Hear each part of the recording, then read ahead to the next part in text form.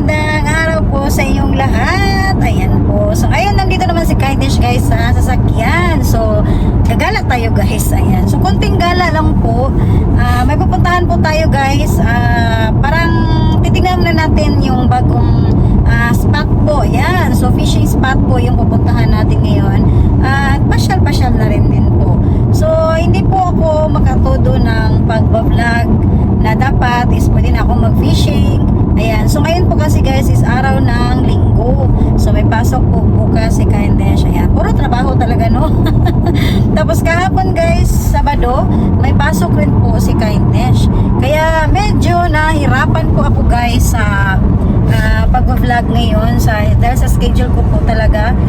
Diretso kami ng Sabado. So, sabi nga ng hapon, yung Japanese na leader ko, ano daw po yun guys, yung Sabado daw namin hanggang Happy New Year daw po. Happy New Year. So, ibig sabihin, hanggang January may Sabado po si Kindness na trabaho. Ayan. So, pwede naman po kaming mag-absent guys. Pero kung po pwede, hindi sa araw ng Sabado, ibang araw. Halimbawa, Monday, Tuesday, ganon. Dahil ang Sabado is kulang po ng tao sa amin. So, medyo busy po talaga ngayon guys ang Japan. Ayan. So, marami kaming order na mga sa sasakyan, mga airbag. Ayan po. So, lahat-lahat. Ayan. So, ngayon guys is update ko po kayo mamaya guys pagdating natin doon sa fishing spot na yon. Ayan. Titignan muna natin. Check muna natin para malaman natin yung mga parking area, yung mga bawal at pwede. Ayun. At tignan din natin guys yung pwesto rin po kung pwede na rin ba na magdala na tayo ng tent. Yan. So alamin natin muna guys ang mga pwede at hindi pwede sa lugar na yun. So this time is pasyal muna tayo sa ating fishing spot. So ayan guys. So sa biyahe pa po tayo ngayon guys. At pakita ko po sa inyo yung sa gilid ko, ang kaganda.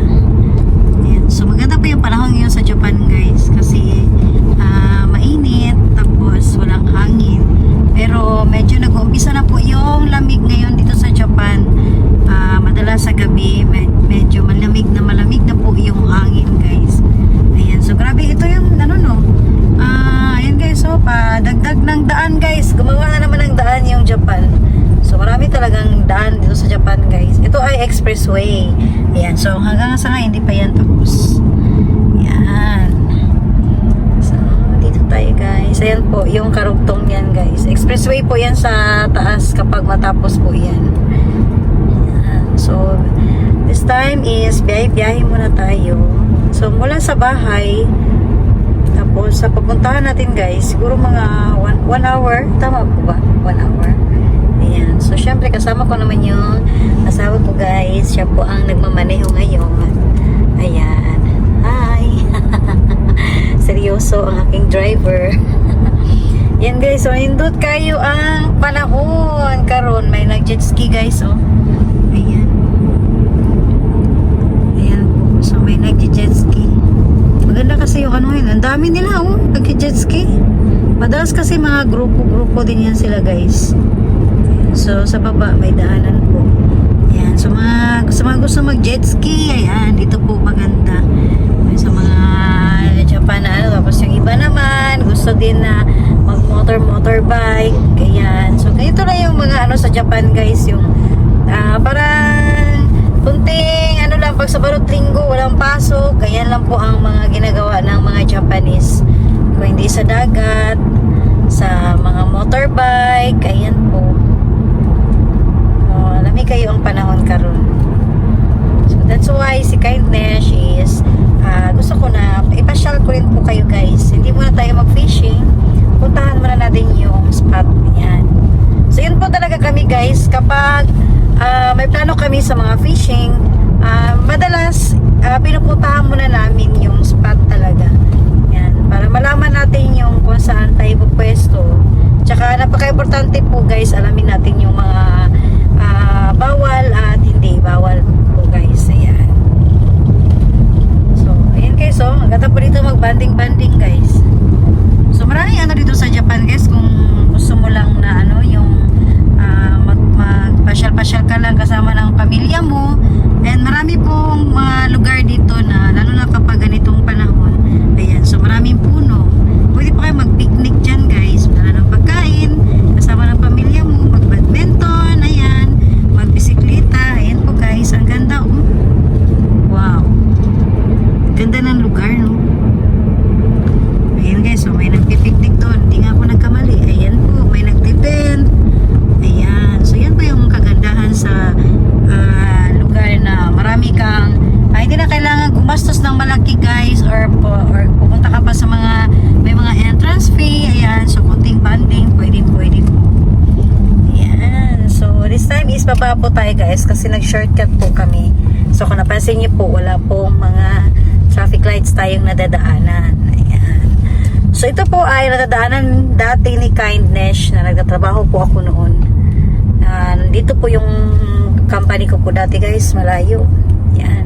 So dapat dito bigayan kasi yung daan is medyo makitid po siya. Yan.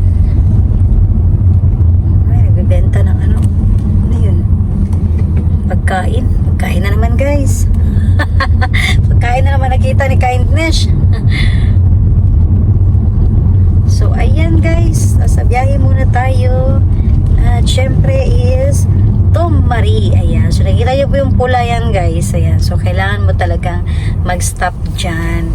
Tapos check mo na sa left and right. Ayan, so pag hindi tayo nag-check, hindi tayo huminto, tapos may nakalagay na Tomari or mag-stop, tapos may police, ay delikado tayo dun guys. Ang license natin. Ayan, so ganito ang ng Japan talaga sa mga daan. Kahit nasa loob-looban, maganda yung niya. May mga rules talaga na sinusunod kahit walang camera.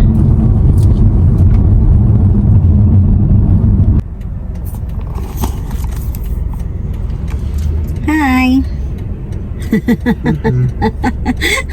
Gusto pa niya matulog guys. Pero sabi ko sa kanya, wala siyang choice kasi hinatid niya po yung anak namin guys sa work. So may pasok yung anak ngayon kaya wala po siya. So ganito lang po yung namin guys. Kapag matapos ako kanina umaga, busy ako kasi naglaba, naglinis talaga ng bahay. Ayan, so syempre kung ano mga pinagagawa natin guys bago tayo gagala. Ayan, so bago talaga ang gala-gala, kailangan mo na ligpitin natin yung mga ng bahay para pag uwi natin guys is mag-relax na lang. Ayan, so at least kahit papano medyo napasyal ko pa rin kayo guys, maihirit ko pa kayo at makapag-vlog naman si Kindness kahit sobrang busy ako talaga sa work ngayon guys, kaya pagpasensyahan niyo po talaga yung mga vlog ko ngayon na hindi ako makatudo-todo ba. Ayan, so di katulad noon na pwede mag-overnight. Ayan, nagagawa natin yung gusto natin. Ayan. Ngayon hindi talaga kasi limit lang sa oras si Kindness. So ayan guys, umakyat tayo ngayon sa bridge. Wow, ang ganda ng view guys. At pakita ko rin po sa inyo ngayon ang sa gilid. Wow, kanindot Huwag na yung mga guys, mga gusto sa mga hapon na ganito na panahon. Ayan, pwede sila kasi magagawa na talaga yung gusto guys. Gusto lang mag jet ski, kung ano-ano po talaga. Ayan, so ang ganda po tignan guys. So ganda tignan talaga ng view. Ito na itong buwan Ayun wag na lang. Okay lang. So bilisan na kasi ako ng guys, inumin. Sabi ko, hindi na lang doon, na lang sa ibang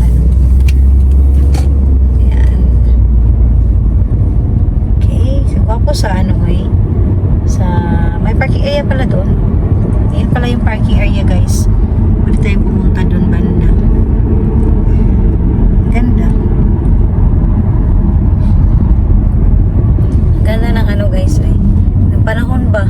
Puro talaga, wala akong masabi guys, puro maganda.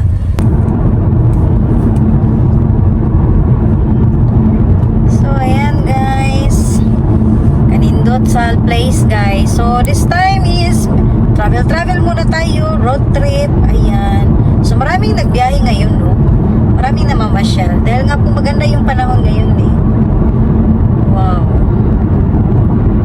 So ito pa yung daan ng Japan. Ito pa yung mga guys, kapag mabiyahe tayo, ganito lang po yung makikita natin. So more on guys, yung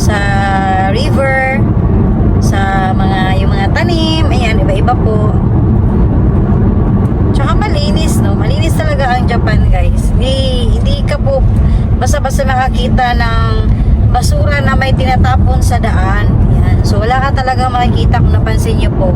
Malinis po talaga siya. Yan. So ano din dito guys kasi sa mismong daan po, ang mga tao kasi nagbabayad ng tax. So mismo sa daanan po talaga guys, may nagme-maintain din yan. May nag-check, may naglilinis. Yan. Kaya pag may nakitang mga nakaharang sa daan, agad talaga yan nililinis guys. Ayan. So dito tayo naman sa gilid. Ay, kanindot. Pwede mo na, Kapag daw, masarap pumunta doon sa gilid. Parang sa tingin ko ba, parang ang lapit-lapit ng tubig, no? Pag nandun ka sa gilid. Ang ganda. Yan ang naano. Lapit-lapit niya. Ayan, no? Wow.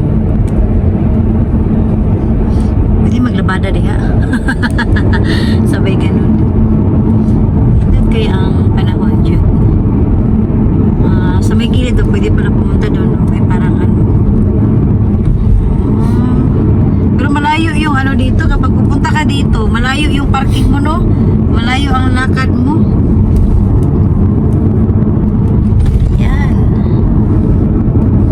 So, kabilaan pala yung parang nagmi-maintain mga, parang may maintain dito guys, yung mga naka-maintenance. So, parang wala nagtanim dito, no? Bawal siguro dito banda Ano yan? Pagkain ng mga baka yan. Yung sa gilid. Ni-harvest yan. Kung tanim ka dyan, wala rin. Kaya pala. Yan pala yan guys. May purpose pala yung ano. Yung mga ano nila. Yung nakikita nyo po. Ayan, walang nagtatanim. So may mga, dahil may mga ano pala. May, kumbaga may nakagamit na may nilalaanan. Ayan. Kanindot, uy. Kanindot yun siya pa guys. Kung naagi ka sa personal, no? Kaya masabi ko talaga, ang ganda-ganda talaga. Kahit yung ganito lang ba guys, mag-road trip, maganda na siya sa ano mo. Yung parang relax na yung mata mo, matuwa ka na. Yan po. Nice ka, ayos siya. Yan, walang bahay. Sa kabila, mga bahay. Oo, no?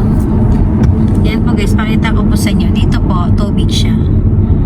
Yan. So katulad po na nasabi ko noon, yung sa gitna po natin is, nasa daan po tayo ngayon. Ayan, sa gitna. So nasa taas ito guys.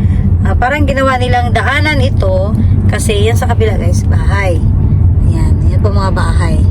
So kapag tataas po yung tubig, ayan, kung tataas po yung tubig dito guys, dito po, ayan. So hindi po basa-basa makarating yung tubig sa bahay. Dahil yung gitna po dito, ayan, yung daanan natin, nasa taas po tayo. Ayan, so talaga sinadya ito ng mga Japanese para safety po yung mga bahay-bahay dito na nakatira. Ayan, so katulad po nito guys, so daming bahay. Ayan.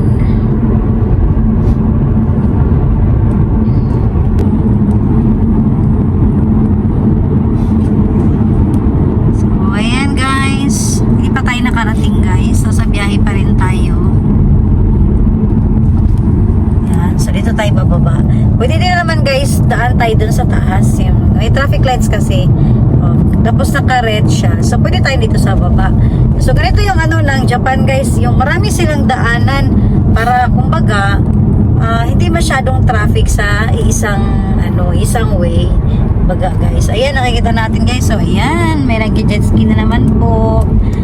Ayan. So kalami oy. Ayan. So ano din guys, gusto rin po ni Kainish mag-drive ng jet ski. Tingnan mo sa gilid, malinis na. Kinuha na yung mga pagkain ng baka. Oo nga no. Yan guys oh. Sabi ng asawa ko po guys, kaya daw hindi bawal to magtanim-tanim kasi ang ginagawa po nila, ayan guys, nakita niyo po, hinarvest na po yung mga damo-damo kasi pinapakain po yan sa mga alagang baka. Ayan. So ang galing talaga ng mga Hapon no. May parang ano talaga sila. Ayan. Medyo ano ngayon na, ang daming tao. Yun guys, oh, maraming parang activities yung mga Japanese ngayon, no? Ang daming nakaano. Ayan, So, ito yung maganda guys. So, ayan. Maganda na yung lugar. Yan. Mga estudyante po yun guys. Dito po madalas ini-held nila. Yan. So, kasama yung mga magulang. So, ganito yung sa school ng Japan guys. Kapag active po yung anak mo. Madalas talaga Saturday and Sunday, yun po ang ano ng school. Kaya busy dito ang mga bata. Kasi more on sports po talaga ang ano ng Japan sa schooling. Ayan. So, ayan po guys yung mga na-share ko po dito ngayon sa kaganapan sa mga kalsada na nadadaanan ni Kindness. Ayan. So, this is life. Ayan. Buhay Japan guys. Uni ang life sa Japan talaga. Okay.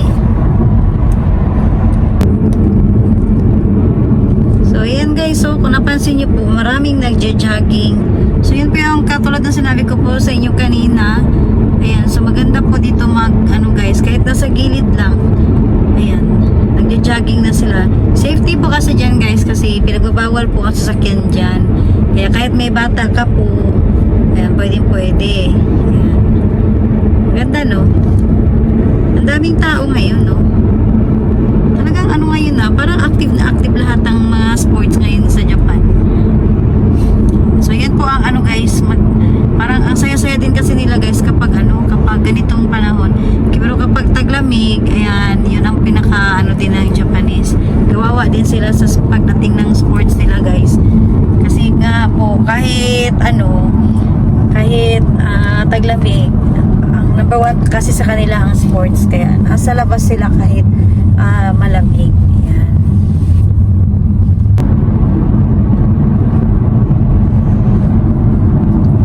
So ayan guys, so ang daming tao pa rin sa gilid. Ang dami ngayon, no? Ayan, no? Ano yan? Bisikleta, oh. Kasi sila dito, katong dagan ganyan o ka na. Isa lang. Sila lang. Yun pala yun. May contest pala, may event pala dyan ngayon guys. Ang galing, no? Tapos yung parking area. Ayan. So, ganito sa Japan talaga guys. Lahat ng tao kasi dito halos may sasakyan. Kaya parking area po, hindi pwede na wala talaga. So, kailangan na po provide talaga ng parking area ang kung saan na may mga event. Ayan. So, kanindot guys. Ano kayo siya? Nice kayo siya na dyan na place. Para kay Kindness, ito yung magandang lugar na sa magpamilya, banding-banding, ayan po.